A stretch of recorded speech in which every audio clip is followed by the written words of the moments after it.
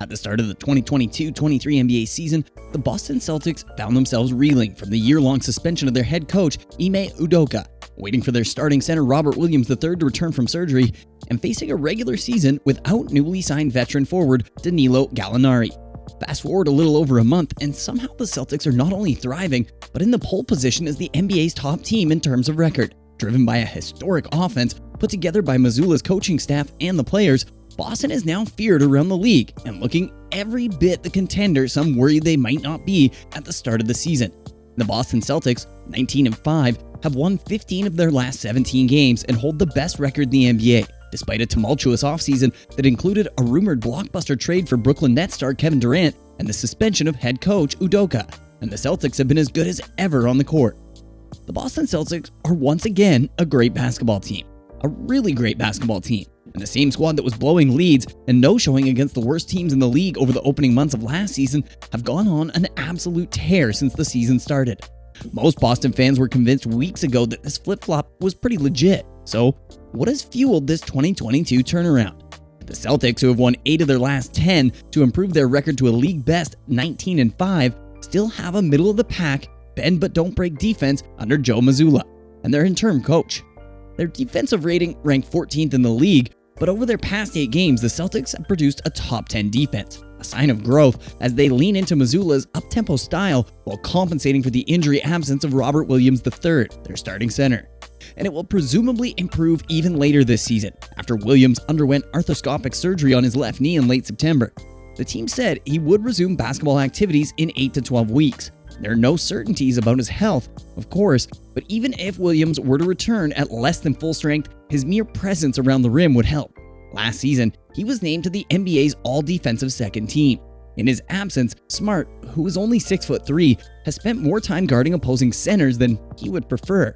And after he averaged 1.7 steals a game last season, when he won the NBA's Defensive Player of the Year award, Smart is averaging just 1.1 steals this season, a dip that can be attributed to his playing out of position. The Celtics were all about grinding opponents to smithereens last season when they led the league in defensive rating. Ime Udoka, who was in his first season as the team's coach, made defense his priority, and it was a winning strategy. Mazzulla, though, he made interim coach on the eve of training camp after the Celtics suspended Udoka for the season for unspecified violations of team policies. According to 2 people with knowledge of the situation who were not authorized to discuss it, Udoka had a relationship with a female subordinate. But while Mazzulla was an assistant under Udoka last season, he has not tried to replicate Udoka's approach. Instead, Mazzulla has done things his own way by recognizing the team's unique offensive abilities. The Celtics are leading the league in scoring with a ridiculous 120.8 points per game. The Celtics went all in during the offseason, and now they may have one of the best teams ever assembled. This is a perfectly built team, and it all begins with the team's 2 stars, Jason Tatum, who may be the favorite to win the NBA MVP, and Jaylen Brown.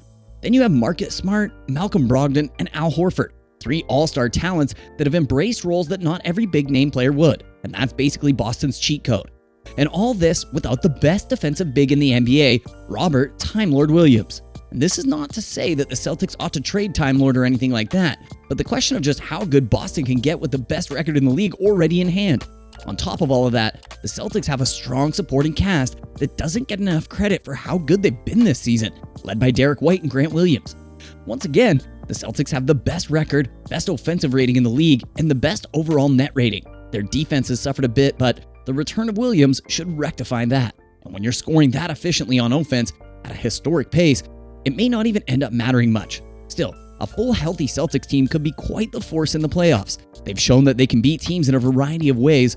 They've shown their offense is an absolute machine. There's even reason to believe that when they need to, they can reach back and capture that smothering defensive identity from last year as well. Overall, it's hard to find fault with a first-place team, but that's just the first 24 games. Here's hoping they can win the last game of the playoffs this time, though.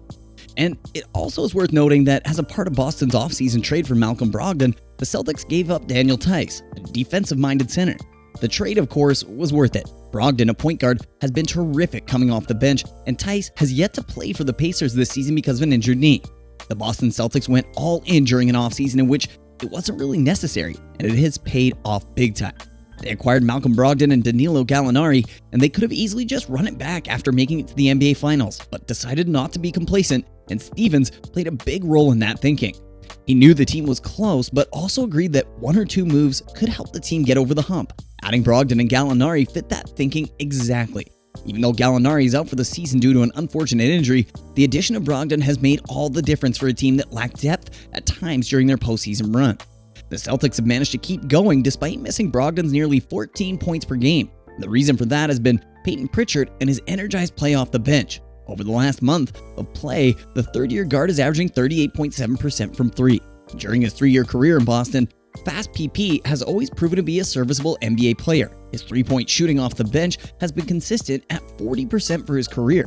However, when this season's Boston Celtics team is healthy, it doesn't seem like there's a spot for the Oregon native in the rotation. The C's have what may be the best guard rotation in the NBA. It's just hard to justify giving Pritchard minutes over Brogdon, Marcus Smart, or even Derek White.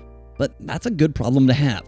And the grand scheme of the NBA, it may be a little overreactionary to say this Celtic team is the best team ever assembled. They're not going to win 73 wins or better, likely aren't going to go through the playoffs undefeated, and may only get 2 All-Stars. But the way this team plays, there's a very real argument to make that this version of the Celtics should be in the conversation for best team ever.